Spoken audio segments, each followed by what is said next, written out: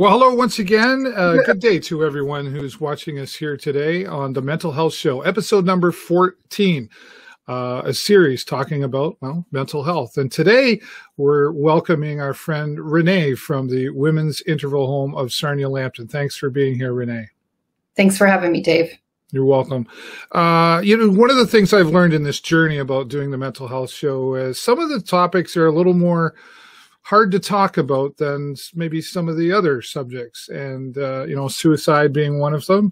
And now here we are talking about violence against women and children. This is not something that's talked about very often. Would you agree with that?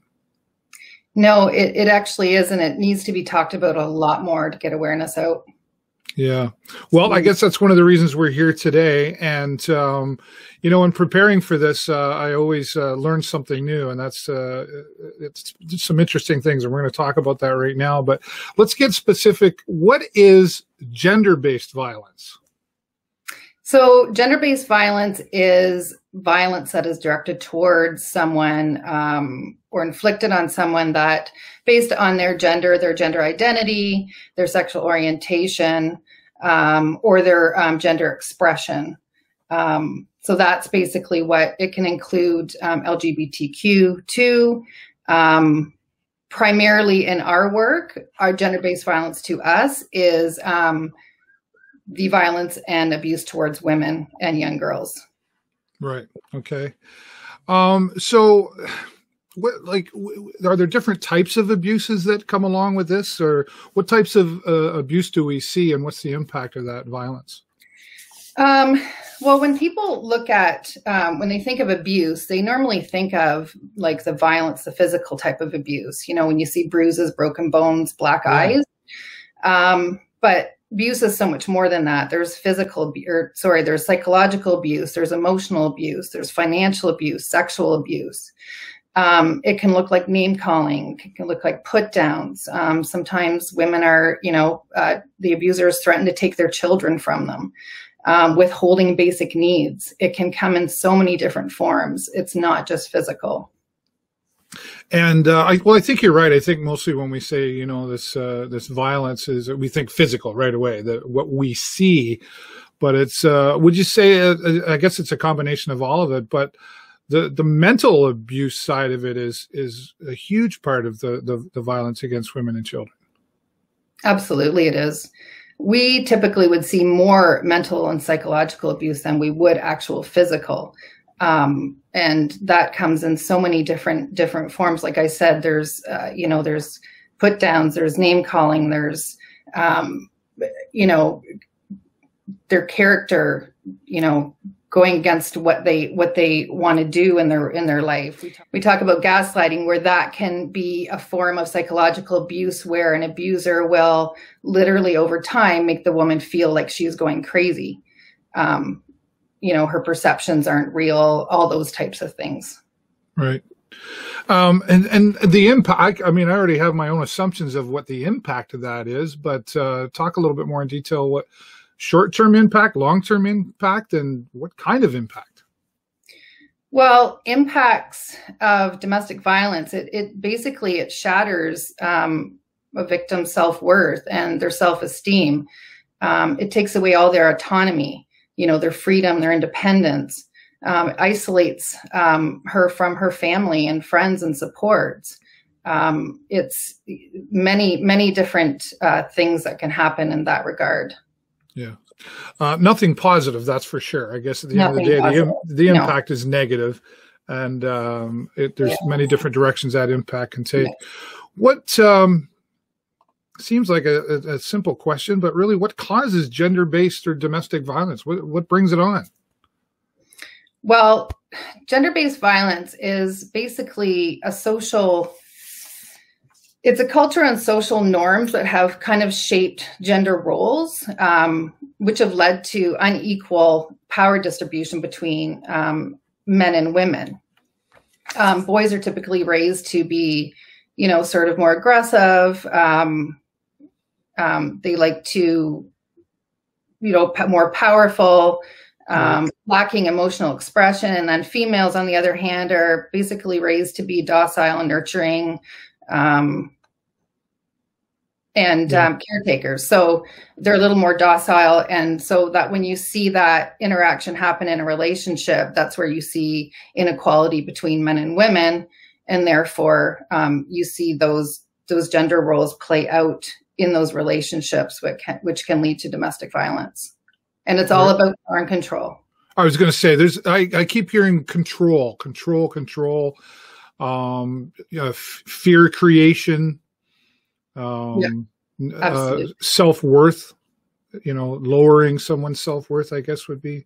Yeah, absolutely. And that creates more control and that, does that become normal? Does it seem to the victim anyway at some point that this is normal, this is how it's supposed to be? Absolutely. And it's generational. So they may have been raised in a household where there was a domestic violence type of atmosphere. And so they then go out and that's what they look for. That's what they feel is normal when they go out into the world. And so the cycle keeps going and going and going until we somehow someday put a stop to it, put an end to it. Break the cycle, so to speak, right? Break the cycle, yes. Yeah, which we're going to talk a little bit more about that in a minute. But how does I understand how this affects the the victims involved, but how does domestic violence affect everyone? Well, when you look at domestic violence as a bigger picture rather than just the people involved in a household, it taxes our healthcare system. It increases needs for children's aid societies and policing services. Right. It destroys families and communities. It floods the court systems and the justice systems. But the most important thing that we see is that it impacts the children in their ability to form healthy relationships. So going back to the last impact on a personal level, we see the children impacted, and then we see them move on, like we talked about, to be in those same situations as their parents. Yeah, they've observed, they've learned by seeing or doing, I guess, right? And they've absolutely learned to see that that's okay. And especially if the victim can't get away from it, which kind of leads me to my next question. And by the way, really good points in there, how it affects, I don't think we think of, when we think of domestic violence, we think about it affecting money, taxes, policing, all that goes along with it, emergency response teams, etc. So coming into that, you talk about breaking the cycle, and the children are learning from observing. If this isn't right, and if this is having a negative impact, and I think you probably hear this question, well, why doesn't she just leave then?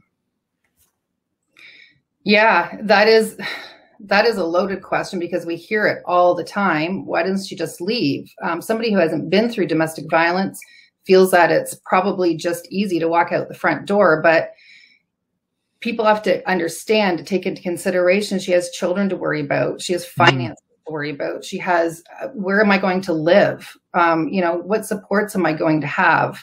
All those things encompass and prevent her from leaving. Maybe she doesn't even know where to reach out to.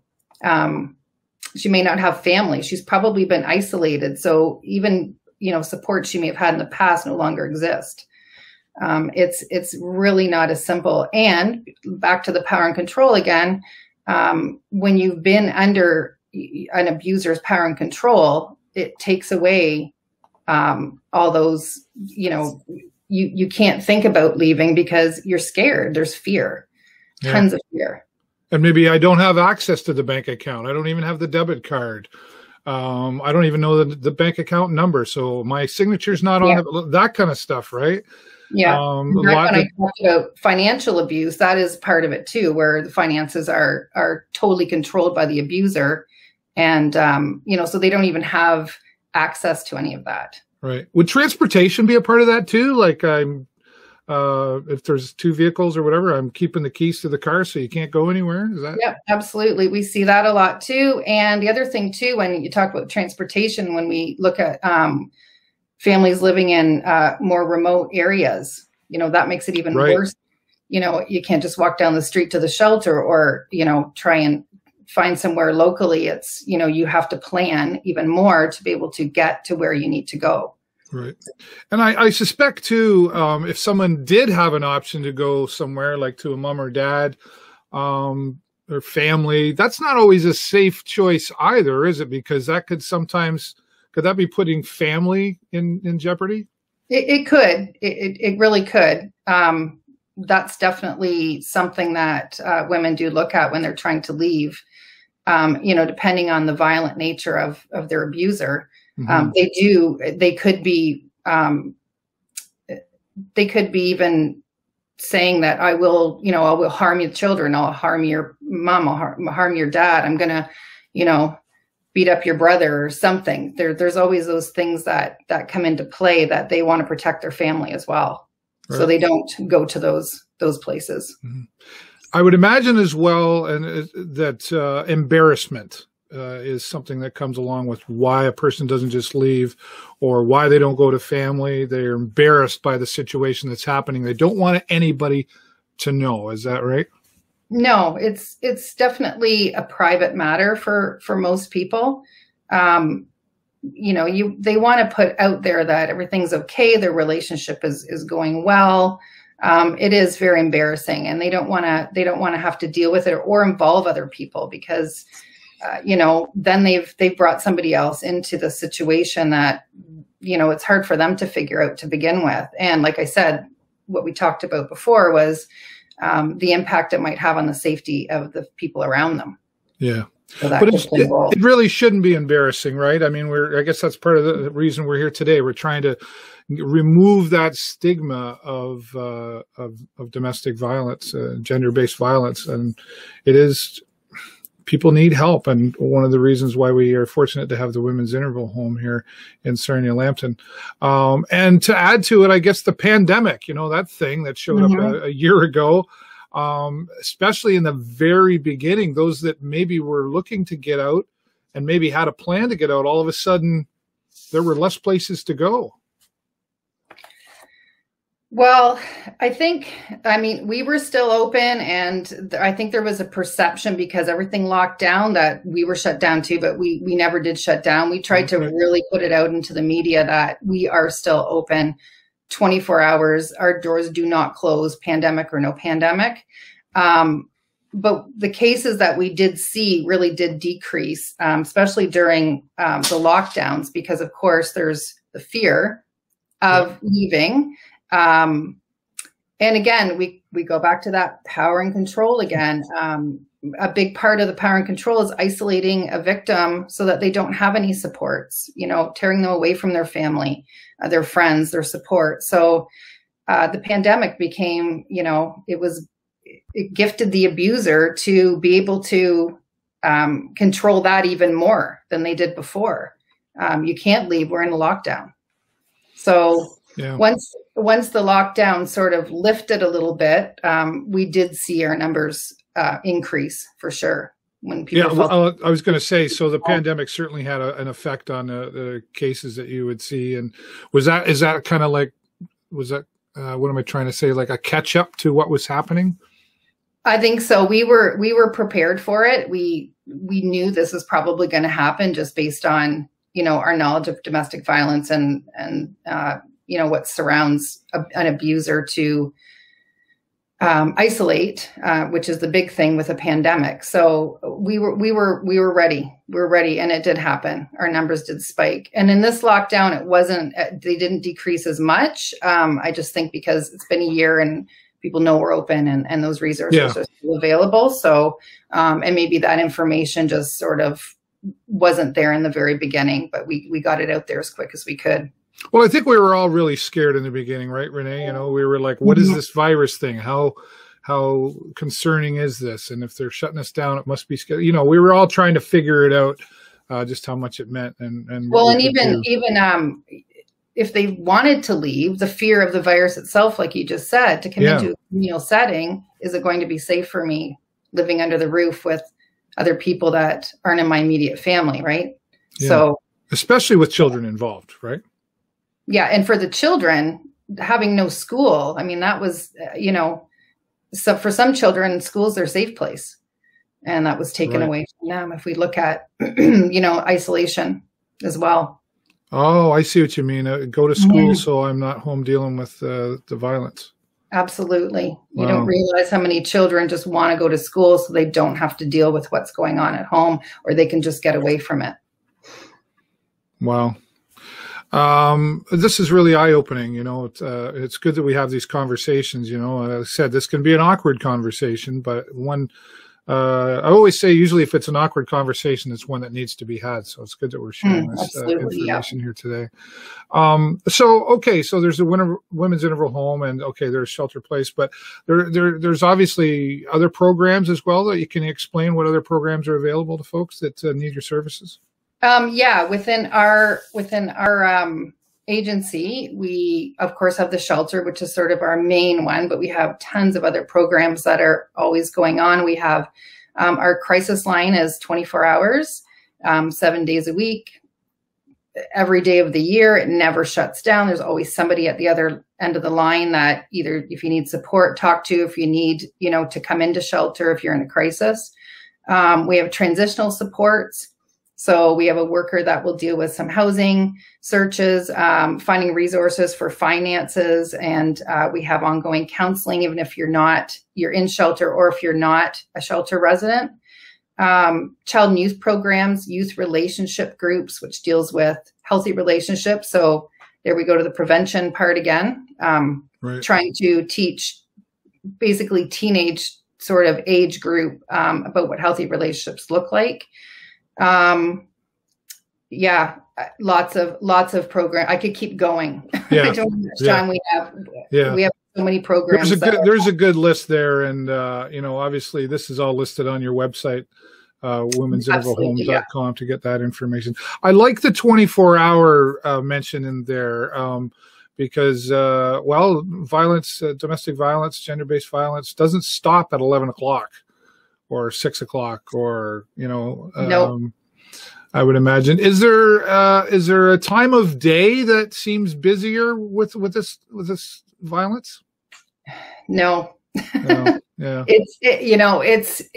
That's why we go day and night. You just never know when something's going to happen, or if just somebody needs support. I mean. Yeah, there really isn't a time it's critical at any time. Don't get me wrong, but it's critical, and that's obviously why Women's Interval Home has decided to do that 24 hours a day.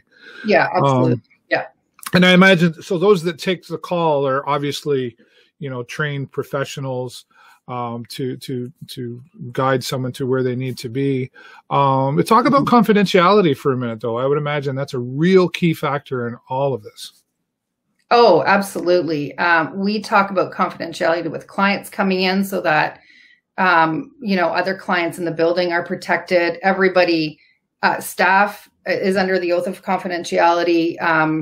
And we've also sort of tried to limit the number of people that come to our door, like with donations and things like that, because we found that is, as much as we love to have the community donate, we have to sort of monitor that. So if someone calls and sets a time up, then we know to expect them. But it's the traffic at the door. If we have clients going in and out, we don't know who's coming to our door. Right. We like to know who's coming so that our clients are, their safety is not at risk. Well, and the women and children who are using the service need to feel secure and comfort, right? Yes, for sure. Something they're not used to, obviously, because that's why they would be reaching out to the Women's Interval Home. Okay, so this is all good information. Here's what an outside looking in, I maybe observe someone that I think is maybe a victim of gender-based violence or domestic violence, and it being the stigma it still is. How do I approach somebody, or how do I help somebody? It's none of my business. I don't know. Do you know what I'm saying? Like, how do we approach that? I know what you're saying. I think just listening, being that ear, being available to that person, without pushing them to leave, because they're going to leave on their own time and when they're ready.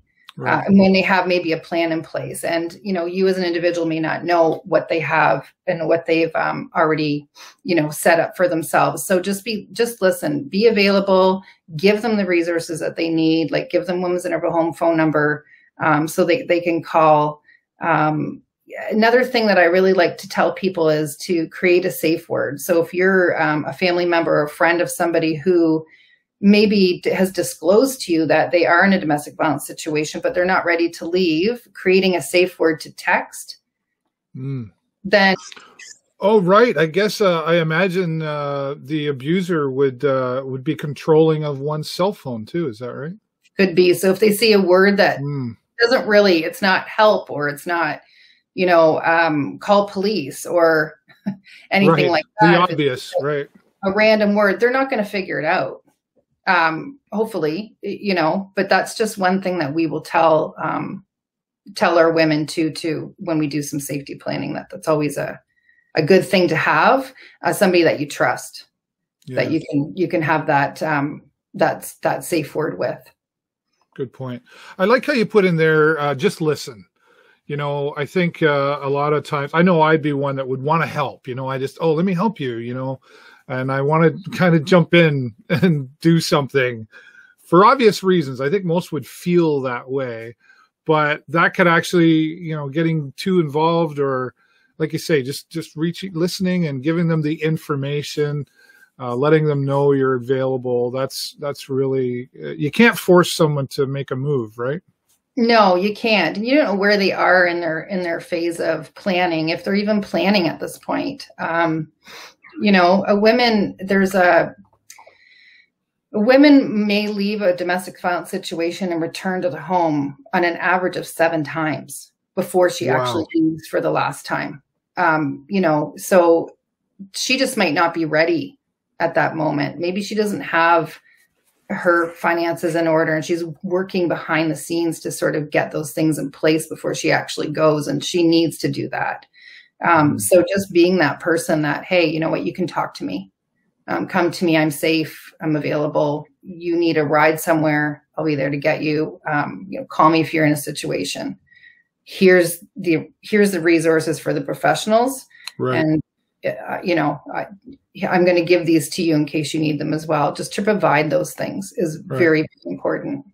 Well, and honestly, just another thought came to mind, that if it's the woman and child that's being abused, as a man, I might be the wrong one to step in and help, right?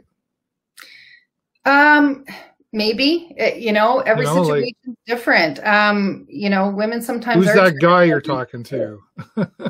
Pardon? Who's that guy you're talking to? If somebody, well, yeah, exactly. Out, right? You have to be very careful. You have to be very, very careful. I mean, I just think that the huge piece is to listen, be available, and support that person when whatever capacity or whatever stage she's in. Yeah. And then turn it over to the professionals if you can, have them contact us. We can do all the safety planning and help them further along that journey. Yeah.